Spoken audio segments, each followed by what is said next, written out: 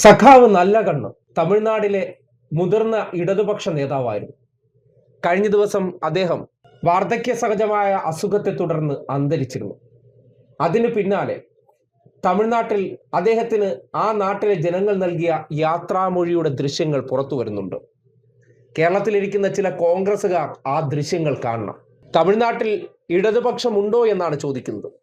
അവിടെ കോൺഗ്രസിന്റെ സഹായത്തോടു കൂടിയാണ് വിജയിച്ചതെന്ന് പറയുന്നിടത്ത് എന്താണ് കമ്മ്യൂണിസ്റ്റ് നേതാക്കന്മാർക്ക് ആ നാട്ടിലുള്ള വാല്യൂ എന്നതിന് ചില ദൃശ്യങ്ങൾ പുറത്തേക്ക് വരുന്നുണ്ട്.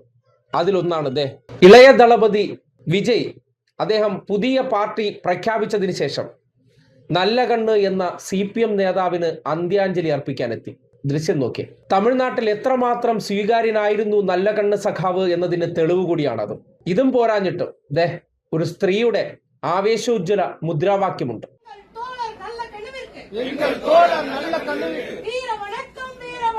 வீர வணக்கம் வீர வணக்கம் எங்கள் தோழர் பாதையிலே இம்மி அளவும் பிசகாமல் சமூக நீதி சமூகத்தை படைத்திடுவோம் தோழர்களே வீர வணக்கம் வீர வணக்கம் வீர வணக்கம் வீர வணக்கம். അതെ, പല സംസ്ഥാനങ്ങളിലും ഇടതുപക്ഷം വളരെ ന്യൂനപക്ഷമാണ്.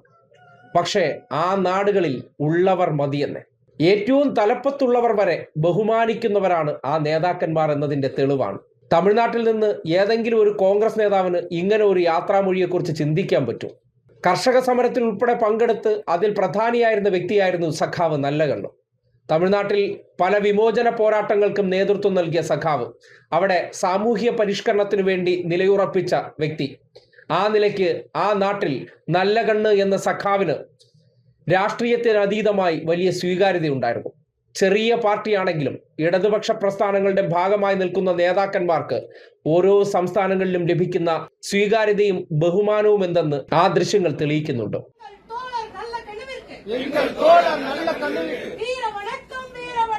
வீர வணக்கம் வீர வணக்கம் எங்கள் தோழர் பாதையிலே